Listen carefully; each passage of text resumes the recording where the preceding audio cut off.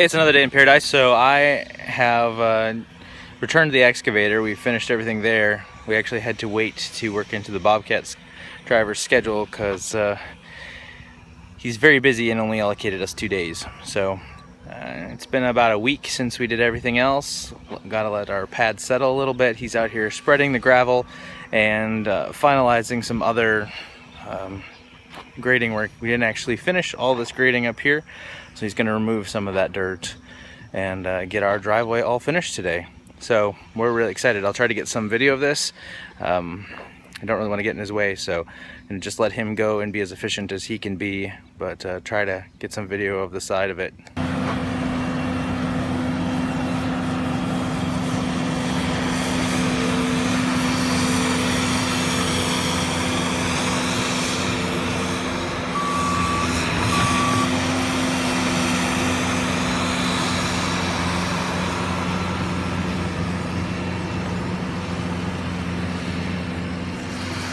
So this type of gravel we're using is called road base, and it includes lots of different sizes of rocks. The bigger rocks, the better. They tend to stay. And then some kind of binder. And we have very clayish dirt here. So this is a powderized clay dirt basically mixed in. And that causes it to harden into a very solid surface, holding all the rocks together. So once it rains on this and we drive on it a lot, it will be very solid. So you don't use normal gravel, you use road base for roads.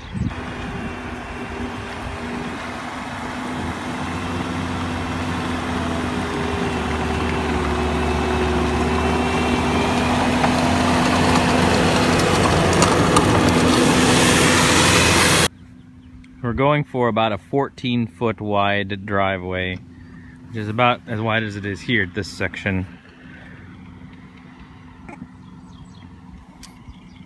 It's plenty wide to drive on. You can bring a very wide vehicle across a 14-foot driveway, but particularly around that curve if we're pulling trailers or something, it needs to be wider so you don't tear up the grass and don't get stuck, more importantly. So that's what we're spreading this out to. This driveway is about 600 feet long, and I want to say about 8 loads, 7 or 8 loads of gravel. Can give you about a 4-inch deep base.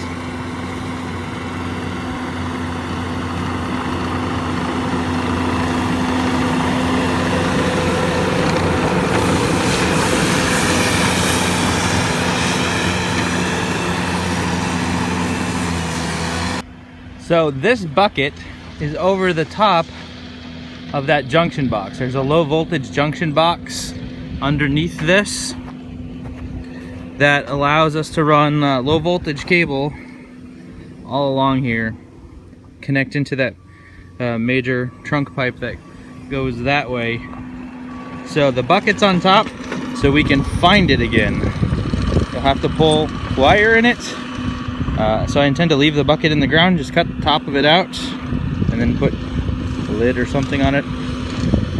But we're going to bury it with the bucket. So that way when we do have to pull cable in it, which I anticipate having to do at least 2 or 3 times, it will be a fairly easy process. At least easier than trying to dig it out and find it again, and then keep the dirt from caving in and all that kind of stuff.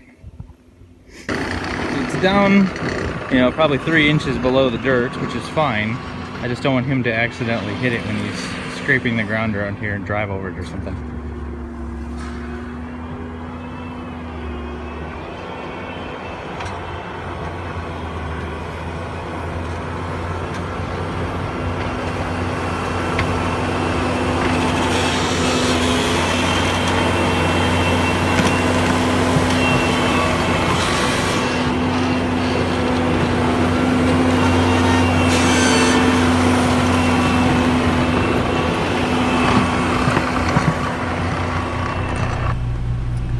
Now this piece of 6-inch green water pipe here is a scrap that I got from a dumpster at a construction site. And the whole point of it is there's a valve at the bottom of this, and I'm going to need to be able to turn it on and off so I need to be able to access that valve. So I stood this piece of 6-inch up and down, and that allows me to make some kind of tool to reach down in there and get to it. Look at how high the grade is here. It's like right at the top of this pipe. You'll notice when he finally finishes leveling the grade, the pipe's going to stick out like a foot.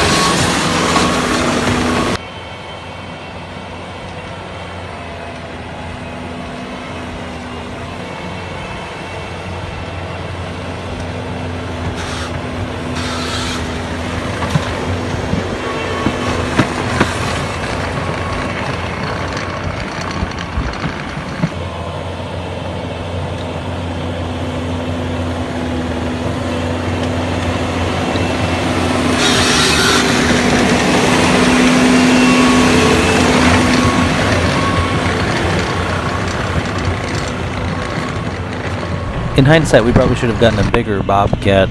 This one is a T530, I believe, which I think he said was 60 horsepower. We really need something quite a bit bigger for all the dirt that we were moving. So this is just taking a long time, and it's just the maximum capacity of this machine.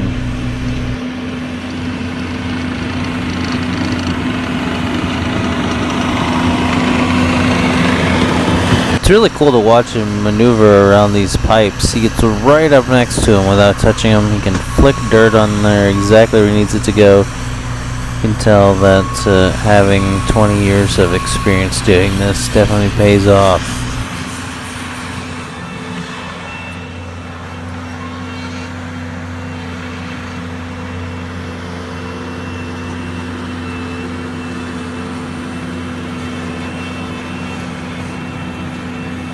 Just did this over and over and over again for about 6 hours. He said he moved probably about 250 cubic yards of dirt. That's a lot.